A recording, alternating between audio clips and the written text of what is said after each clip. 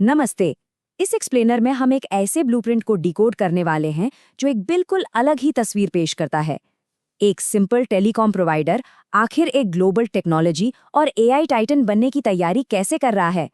शुरुआत सस्ते इंटरनेट से जरूर हुई थी, पर अब पूरे डिजिटल फ्यूचर को कंट्रोल करने की प्लानिंग चल रही है। ये मास्टर प्लान आने वाले वक्त में टेक्नोलॉजी, इकोनॉमी और रोजमर्रा की जिंदगी को पूरी तरह से बदल कर रख सकता है। तो यहाँ एक सवाल उठता है कि क्या ये सिर्फ एक टेलीकॉम कंपनी रह गई है? चलिए, उस पुरानी सोच को थोड़ा पीछे छोड़ते हैं, जहाँ सिर्फ सस्ते डाटा और मोबाइल प्लान्स की बात होती थी। पर्दे के पीछे एक ही वक्त पर कई अलग अलग इंडस्ट्रीज में एक मैसिव ऑफेंसिव चल रहा है।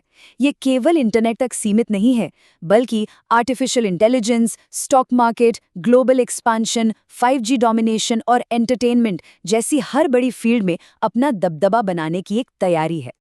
इस मैसिव ब्लूप्रिंट को हम 6 आपस में जुड़े हुए मेन पिलर्स में बांट सकते हैं: AI revolution, mega IPO, global expansion, 5G connectivity, future of entertainment और आखिर में द अल्टीमेट इकोसिस्टम। चलिए बिना देरी के इन सबको एक एक करके समझते हैं।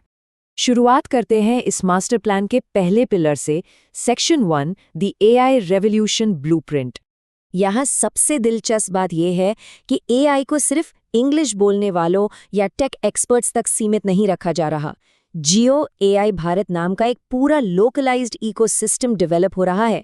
इसका सीधा सा मतलब है रीजनल लैंग्वेजेस का सपोर्ट और ऐसे स्पेसिफिक यूज केसेस जो सीधे स्टूडेंट्स, किसानों और स्मॉल बिजनेस ओनर्स के काम आएं। और इस पूरे एआई मॉडल को चलाने के लिए गीगावॉट स्केल वाले ग्रीन डेटा सेंटर्स लगाए जा रहे हैं। ये कंपैरिजन इस कोर्स स्ट्रैटेजी को बिल्कुल क्लियर कर देता है। याद कीजिए, फेज 1 जब अफोर्डेबल डेटा हर किसी तक पहुंचाया गया था। अब बिल्कुल वही फॉर्मूला फेज 2 में लगाया जा रहा है, अफोर्डेबल एआई हर किसी तक लाने के लिए।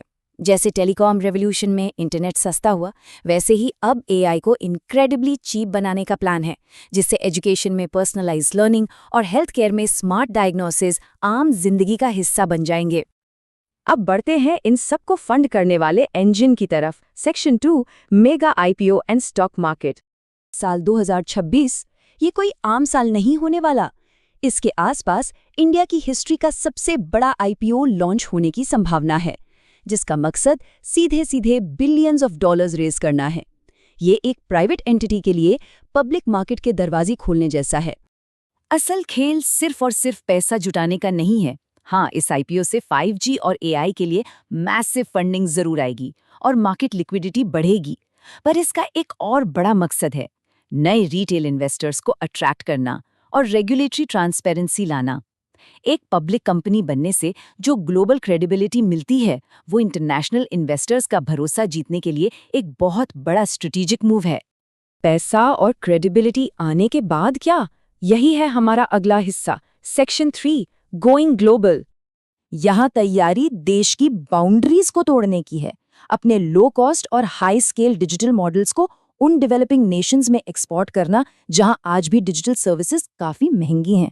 इस मूव से न सिर्फ नई रेवेन्यू स्ट्रीम्स खुलेंगी, बल्कि इनडायरेक्टली जियोपॉलिटिक्स में देश का डिजिटल इन्फ्लुएंस भी काफी ज्यादा बढ़ जाएगा। एक तीर से दो निशाने।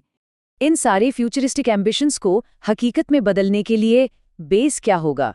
वही है section 4, 5G and smart connectivity. ये ध्यान देने वाली बात है कि 5G सिर्फ मोबाइल पर फास्ट वीडियो डाउनलोड होने के बारे में नहीं है। इस ब्लूप्रिंट में 5G एक ऐसी फाउंडेशन है जो पूरे रूरल एरियाज को कवर करेगी। स्मार्ट सिटीज जहां ट्रैफिक और सर्वेलेंस रियल टाइम डेटा पर चलेंगे। IoT जिससे घर और गाड़ियां आपस में कनेक्टेड होंगी, और हाईवे सेफ्टी के लिए इमरजेंसी अलर्ट्स। ये सब मिलकर एक कंप्लीटली इंटरकनेक्टेड डिजिटल लाइफस्टाइल का निर्माण करते हैं। इसी फास्ट कनेक्टिविटी का फायदा उठाते हुए 5वां पिलर देखते हैं, द फ्यूचर ऑफ एंटरटेनमेंट। एक नेटफ्लिक्स स्टाइल मॉडल को एआई के साथ सुपरचार्ज करने का प्लान वाकई कमाल का है। जियो स्टूडियोज में एआई इंटीग्रेशन के जरिए स्क्रिप्ट एडिटिंग में मदद, एडवांस्ड वीएफएक्स ऑटोमेशन और कंटेंट बनाना बहुत फास्ट हो जाएगा। सिर्फ यही नहीं, हाइपर पर्सनलाइज्ड व्यूइंग प्रेफरेंसेस तैयार की जाएंगी, और लाइव मैचेस के दौरान रियल टाइम स्पोर्ट्स स्टैट्स और इंटरैक्टिव व्यूइंग इस पूरे एक्सपीरियंस को एक अलग ही लेवल पर ले जाएंगे। इन सारी बातों को जोड़कर बनता है हमारा आखिरी हिस्सा, section 6, building the ultimate ecosystem. इस स्टेप बाय स्टेप अप्रोच को देखिए। स्टेप 1 में गूगल के साथ पार्टनरशिप, जहां अफोर्डेबल स्मार्टफोन्स और जेमिनाई एआई आता है। स्टेप 2 में मेटा के साथ मिलकर व्हाट्सएप कॉमर्स और सोशल इकोसिस्टम को आगे बढ़ाया जाता है। इन ग्लोबल जायंट्स के साथ कोलैबोरेट करके बेस्ट इन क्लास इनोवेशन मिलता है। लेकिन स्टेप 3 ही फाइनल एंड गेम है, सेल्फ रिलायंस, यानी अपना खुद का एक ऐसा सेंट्रल प्लेटफॉर्म बनाना जहां सारी पावर और कंट्रोल एक ही जगह हो। ये एक कोट इस पूरे एम्बिशन का स्केल परफेक्टली समझा देता है। Becoming India's equivalent of Google, Amazon and Meta combined. सोचिए इस बारे में, कम्युनिकेशन, कॉमर्स और कनेक्टिविटी सब कुछ एक ही अकेला AI पावर्ड हब के अंदर। ये सिर्फ मार्केट का एक हिस्सा बनने की बात नहीं है, पूरे सिस्टम को डिफाइन करने की बात है। लेकिन एक रियलिटी चेक भी बहुत जरूरी है। इस स्प्रॉलिंग मास्टर प्लान को आसानी से ग्राउंड पर नहीं उतारा जा सकता।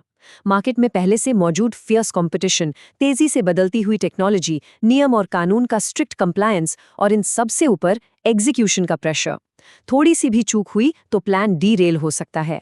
लगातार इनोवेशन और फ्लॉलेस एग्जीक्यूशन यहाँ हर हाल में मैंडेटरी है।